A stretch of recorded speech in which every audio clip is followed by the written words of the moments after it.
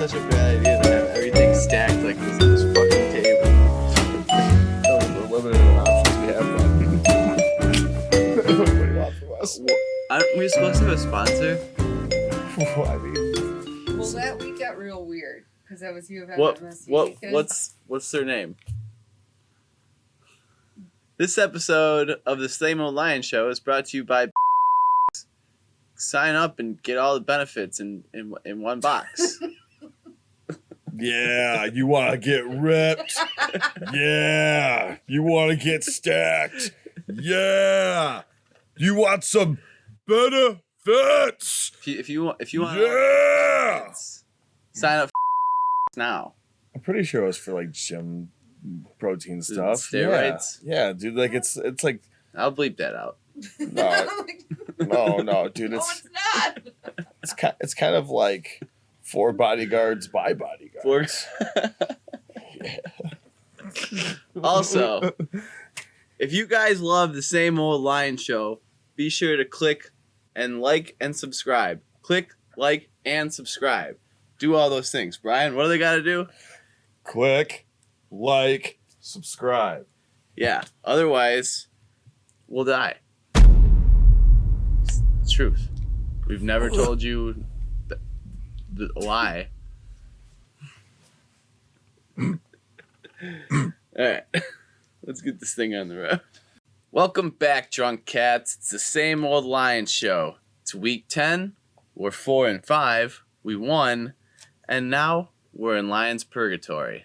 Brian, you want to give us a rundown of the game? Yeah. You remember what I said when we played the Jaguars? It was like a bullied kid picking up on a smaller bullied kid. Yeah, I recall. Well, it's just like two small kids first knife fight right here. Challenges all day. Tony, two children. It's probably what the rest of the NFL is looking at us like, oh, are those two kids going to do anything with those butter knives? And then the adults are like, no, but if you gave me that butter knife. Two little kids with a butter knife, huh? Yeah, I mean, it's sort of dangerous to maybe them to maybe lose an eye if one gets real vicious. No one's getting hurt. No one's getting hurt. No one's doing damage. I mean, it was another game where there was just no defense. We're making Alex Smith look like a all-pro out there. Most passing yards in the NFL that week. I'm just really confused how come McKissick could consistently run through 3 defenders. Has anyone heard of wrapping up? No. It's a lost art. No, we've been saying this. Oh, my goodness, man. But, one thing that they just pulled up at halftime, by halftime, we had 22 drops on the year. I mean, we need healthy receivers. Geronimo, please come back. There's no COVID going to get you. It's okay. I was looking it up earlier today, and the Lions defense has given up the second most points in the NFC, only behind I want to say just like the Panthers. But besides that, we've given up more points than any other team in the NFC, which is insane. I mean, and it's just stupid because we just can't protect leads. We were up 24-3 and then just started playing the soft zone and then let Alex Smith rip us alive. See, even though we won that game, Matt Patricia still should have been fired that game just for how much we let off the gas and do the same thing we always do when we have a lead. Took a 59-yard field goal to get out of there alive. Yeah, Mr. Prater hater over here. Listen, I'm going for he's only going to be the 50-plus guy. 50-plus kicks only. Otherwise, those short ones, he's just pushing them because it's too short for him. He has to just bomb them. Weeks and weeks go by, and I have bad beat after bad beat. Sometimes I'm like, why do I even open my mouth? But luckily, you're next to me to sometimes make me look right. Listen, numbers don't lie. He was having issues. Numbers don't lie. He is the most accurate field goal kicker the Lions have ever had. Stats. Missed his most kicks since 2012, Tone. Stats. Whatever. So next we got Carolina, Houston, Chicago, Green Bay. We're going to be in this ultimate purgatory because we're probably going to win the next 2 games. Carolina, like I said, is the only team that gives up more points than us in the NFC. And then Houston, they're just not good. And honestly, Chicago They won that game, and they're on the decline, and they're on the incline, and now they're back on the decline, and we're probably going to hit them. Chicago might be at the bottom of the division by the end of the year, I think. Listen, you know how I feel about the Flounders in the Midway, but let me tell you, I'm loving every second of them being soft and not trading for somebody on offense, because their offense is atrocious right now. There's no answer for it.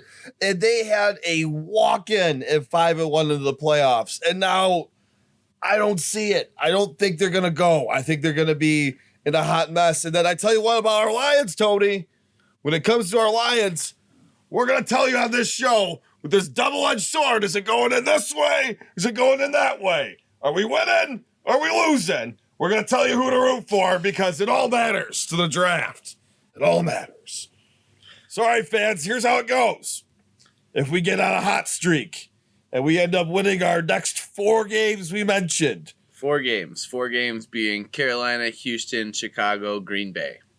Yes. If this happens. That's super hot. That's never going to happen. 4 in a row. You know that's never happened under Matt Patricia. And if he does do that, then we have to deal with Patricia again. I mean, you have 3 of the 4 very winnable, and then Green Bay, who just goes to sleep. I mean, they barely got out against Jacksonville. So if this happens, we like the 49ers, the New York Jets. This is for us to get to the playoffs. And all of the NFC East to bail us out against the NFC West. So we need it. We need the 49ers. We need the 49ers. We need the Jets. The Jets. The NFC East. Those are the teams we need to root for to get to the playoffs. They will help us as well as the Patriots. The Patriots do have a matchup against, I believe, the Rams as well. Based on the extensive matchup research you did with your Post-its notes. Yes. That's what we need to believe. That's what we should believe, and who we need to root for. If you're a Lions fan who wants to make the playoffs. Now, if you're more of a realistic Lions fan and you know that there's not a chance in hell that we win the next 4 games, most likely we'll win 2 out of 4, maybe 3 out of 4. And again, that'll just put us in this not making the playoffs, even though they're going to take 8 teams this year. And then we're going to be just in this awful draft pick area again. But you were saying something about the teams ahead of us taking quarterbacks, so does it matter? Does draft choice matter? Should we just root for wins? So if we end up skidding and we start losing, the teams that we need to help us are teams that already say they got a quarterback. Now Dallas is saying they're bringing Prescott back. How bad that offense is without him, I can see why. Yeah, Jerry Jones, he'll take him back for sure. We're gonna go Houston, win some games. You got a great quarterback. Cincinnati, Burrow looks great.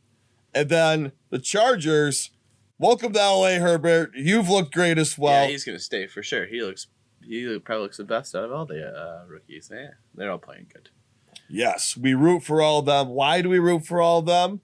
Because we've got life still left in Stafford, and we want more options on the draft board from teams that are not going to draft quarterbacks. We got to be ahead of them. Do you know how many years he has left on his contract? Who's Stafford? Yeah. Oh, it's so 2023. Okay. We haven't that long still. Dang. Yeah, so we've got 2 more years of him before we got to re-sign him. All right. 2 more years. Speaking of signing people, Tony, we got to sign somebody to get into the playoffs for the NFC East. Somebody's got to do it. Oh, is it time for another bandwagon snake draft? I'm ready to root for somebody. Because, boy, my boy Drew's at home hurt. Get better soon, buddy. We need you because famous Jameis is here, baby. I mean, you're still rooting for the Saints, right? You still got your money on them? Because I definitely still have my money on the Dolphins. I'm about to buy a sick Dolphins crew neck. Yeah. Or, someone wanted to buy me one. Whatever. You know what I'm eating, baby? 2 games against the Falcons with famous Jameis, baby. 2 games against them. We watched them fly. Dirty Birds know how we do it in the dirty South. Yeah, South with an F. He's going to lose. All right. NFC East snake draft. Ready? Heads or tails? Call it in the air. Heads. We're up north. Heads it is. Yes. And with the first pick in the inaugural, someone has to win the NFC East draft. I'm taking G-Man. Stack them up. All right, Brian gets the G-Men. For the second pick in the draft for a team that I guess I have to pick in the NFC East. God, this is rough. These guys all suck. Bang, bang, Bird Gang. Philly, what up? Yo, bang, bang, bird gang. You know what the fuck it is, dude. I got you, Eagles fans. I'm really in the Madden, dude. It's a problem. Yeah, you do have a problem. Pick your is. Oh, I get the next pick. Snake draft. With the next pick, I'm gonna pick the team that actually has a quarterback that I know the name of. The team that shall not be named. I will take them. So you get these guys. Red Rockets back. What a riveting segment that was. Fullback of the week. Who we got? Fullback of the week. Just like how we cut into there, he's going to cut in with his name because his name is Sam Gash. Boom. Now, Sam, some of us may actually remember that name from a few years ago because he used to be our running backs coach. But we're not talking about those times. We're talking about when he was a lead blocker for his good old days. Most notably, 1999. You know what happened in 1999, Tony? The number 0. Know what that meant? Making the Pro Bowl, touching the ball 0 times, 0 carries at fullback. That's a lead blocker. That's a teammate. And that's someone to rebuild a roster, which heck, we could just use that either way. Sure, I'm going to find just tons of highlights on Sam Gash. What a man. Get the gash. All right. That was the fullback of the week. Now, listen, I never said I was a good gambler. I never said that I ever knew what I was talking about. I basically just set up a camera in my basement and started bitching about the Lions. But Tony's Double Dog will not quit on you. The people ask, the people get what they want. Now, this is going to be called the Tony's Double Doghouse, get out of the doghouse parlay of the century, okay? Arizona is playing Seattle this week. Kyler Murray is looking good. DeAndre Hopkins can't be stopped. Russell Wilson on the decline. So I'm going to take Arizona at plus 148. And then we got the Rams playing the Bucks. This one is a little, I don't think Tom Brady has it in him. I think the Bucks need to make a little run. That division over there, it's so tight. All those teams in the West, pretty much besides the 49ers, are good enough to maybe even get to the Super Bowl. So I'm taking the Rams plus 60 over the Bucks. Then I had Green Bay over the Colts, but I've been watching the Colts play, and they look good. Both their offensive and defensive line are just stacked, and their running back is electric. So I'm not taking us, and I understand now why Green Bay is the underdog, and I'm not taking them. But I am going to take Miami laying 3.5 over Denver plus 102. Take them all individually, parlay them all together, right back at it.